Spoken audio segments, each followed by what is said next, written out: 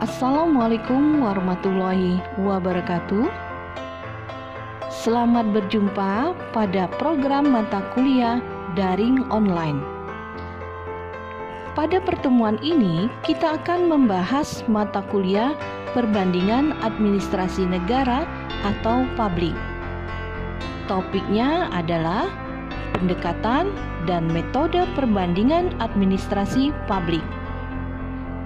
Perkuliahan ini lebih dispesifikkan akan mendiskusikan tentang apa yang dimaksud dengan pendekatan dan metode dalam studi perbandingan administrasi negara dan mengapa studi perbandingan negara memerlukan metode dan pendekatan. Dan terakhir dengan pertanyaan, bagaimana cara memilih pendekatan dan metode yang tepat dalam studi perbandingan administrasi negara.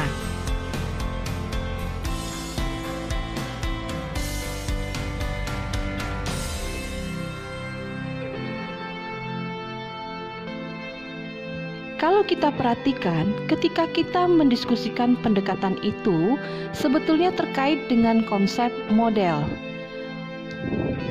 Model-model yang digunakan dalam sebuah kajian perbandingan administrasi publik terdiri dari beberapa pendekatan.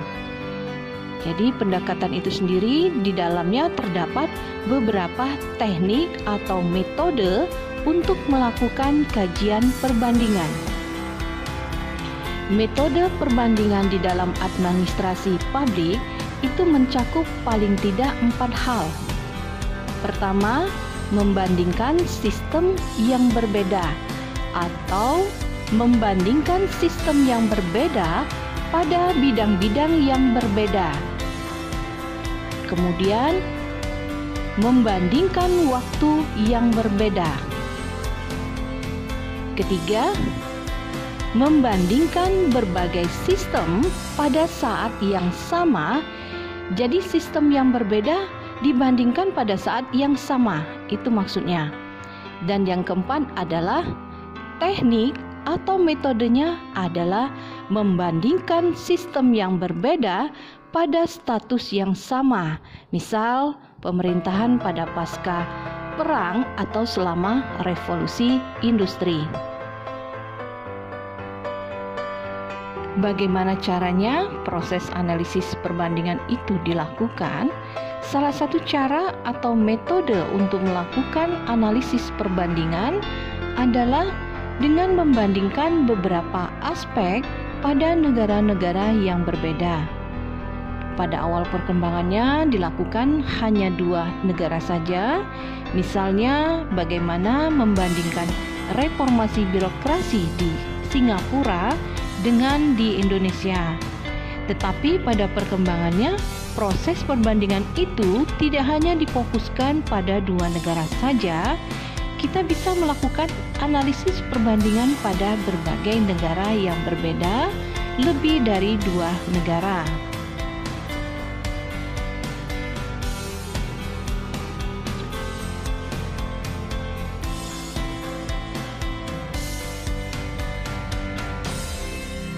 Kemudian, salah satu metode lain untuk melakukan perbandingan adalah melakukan analisis perbandingan pada sebuah negara dan memfokuskan diri pada beberapa level pemerintahan yang lebih kecil pada level lokal.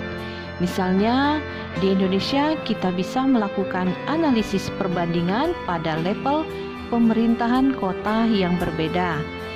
Secara spesifik, misalnya kita bisa melihat bagaimana proses reformasi birokrasi dilakukan kota Surabaya dengan gaya Ibu Tri, di Bandung dengan gaya Kang Emil. Itu merupakan salah satu contoh bahwa analisis perbandingan bisa dilakukan hanya dalam satu negara dan memfokuskan pada level pemerintahan tertentu, tetapi harus merupakan sebuah level yang sama. Jadi tidak bisa membandingkan misalnya bagaimana proses administrasi publik di kota Bandung dengan di kota Jakarta. Karena level pemerintahannya itu berbeda, Artinya, untuk melakukan studi perbandingan harus ada faktor-faktor yang dibandingkan apa dan levelnya harus sesuai.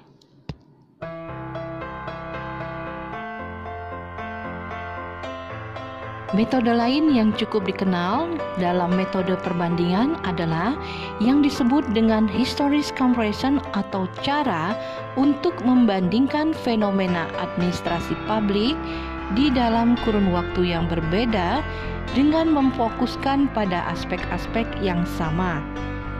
Misalnya, kita bisa lihat bagaimana administrasi publik di Indonesia dilaksanakan sejak zaman pemerintahan Presiden Soekarno sampai pemerintahan Presiden Jokowi. Jadi kita bisa membandingkan bagaimana administrasi publik dikelola mulai dari satu pemimpin ke pemimpin yang lainnya. Kita bisa melihat Indonesia membandingkan dari satu periode kemudian ke 7 periode presiden yang berbeda, atau hanya membandingkan 2 periode saja. Tetapi historical comparison ini harus betul-betul hati-hati dengan meletakkan tenwok yang dianalisis itu apa, apakah gaya kepemimpinannya, ataukah hal-hal lainnya, ataukah kebijakan-kebijakan terkait dengan penanggulangan kemiskinan, atau kebijakan-kebijakan terkait dengan proses pengendalian pembangunan. Jadi, historical comparison ini merupakan salah satu cara untuk menganalisis apa yang terjadi. Misalnya, pada saat Presiden Soekarno, apakah kita bisa mengambil pembelajaran positif atau negatif dari administrasi publik Indonesia di masa kepemimpinan Presiden RI yang pertama tersebut. Nah, dengan demikian, historical comparison menjadi salah satu metode yang digunakan sampai saat ini. Jadi, kita bisa melihat aspek kepemimpinan, aspek birokrasi reformasi, upaya penanganan korupsi, dan lain-lain.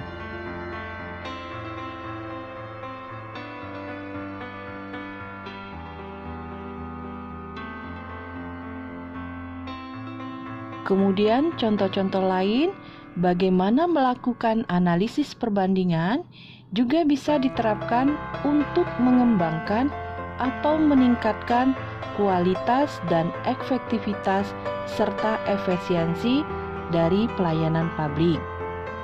Kita mengetahui bahwa salah satu fokus utama penyelenggaraan pemerintah adalah upaya-upaya untuk memberikan pelayanan publik yang maksimal kepada masyarakat. Jadi proses yang berlangsung, mekanisme pelayanan publik itu dianggap sebuah mekanisme yang normal, sehingga tidak perlu dianalisis, tidak perlu diteliti efektivitasnya. Nah, tetapi sekarang kita bisa melihat, kita bisa membandingkan, walaupun pemerintah misalnya memiliki aturan-aturan yang sama tentang standar pelayanan publik yang minimum untuk menyelenggarakan pelayanan sektor publik, sesungguhnya ketika dilaksanakan akan memberikan hasil yang berbeda-beda. Nah, disinilah analisis perbandingan dilakukan. Analisis perbandingan bisa menganalisis bagian alir proses atau mekanisme pelayanan publik untuk peranan tertentu. Katakanlah pelayanan publik di bidang kesehatan di puskesmas, prosedur pelayanan di sebuah puskesmas yang satu dengan yang lainnya boleh jadi akan berbeda.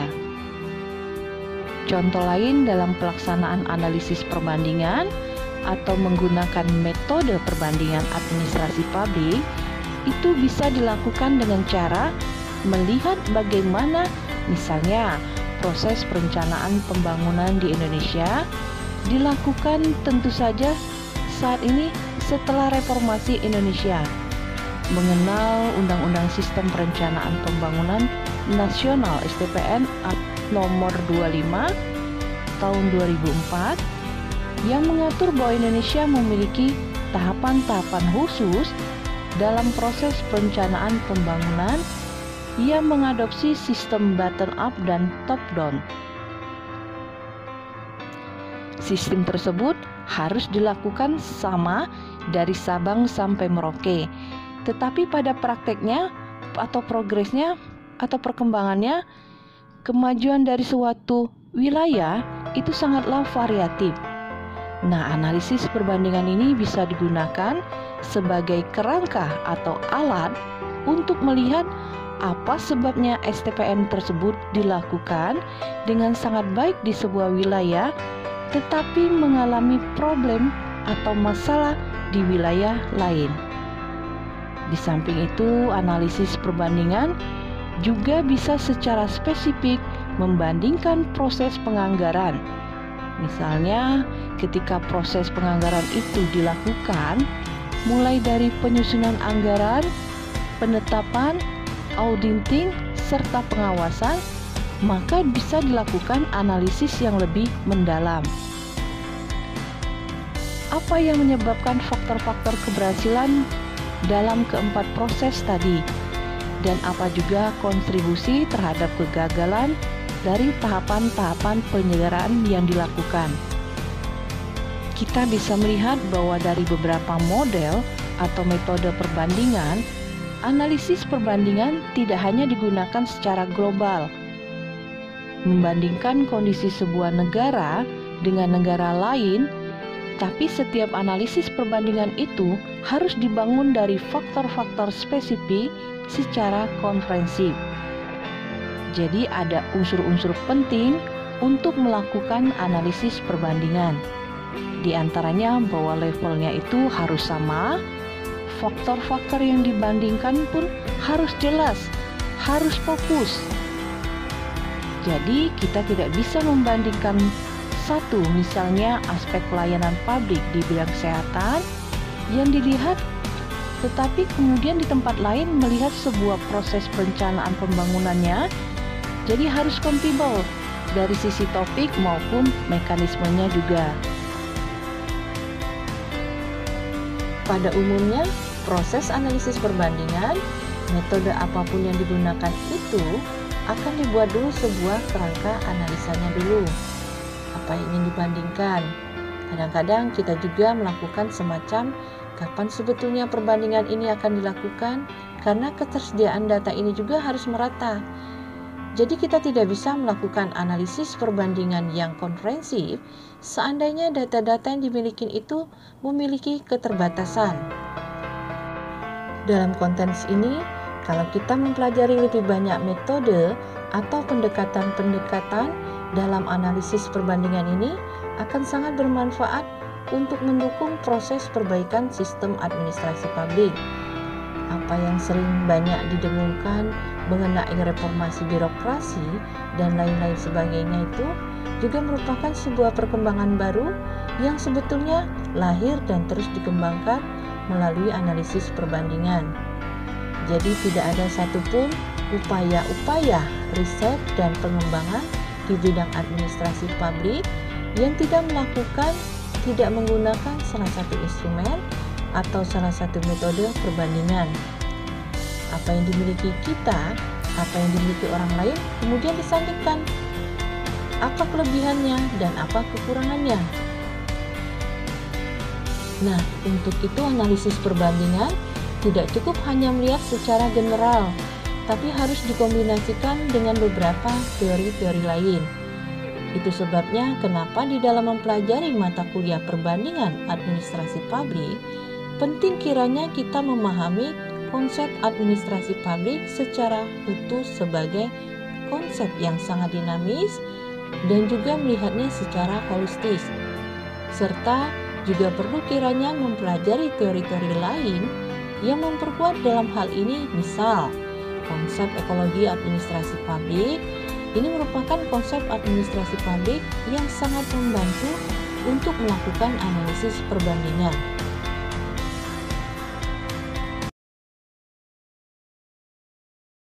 Demikian materi kita hari ini. Sampai jumpa. Semoga ini bermanfaat bagi Anda. Tetap semangat dalam beraktivitas. dan jaga selalu kesehatan Anda. Akhir kata, alhamdulillahirobbilalamin. Assalamualaikum warahmatullahi wabarakatuh.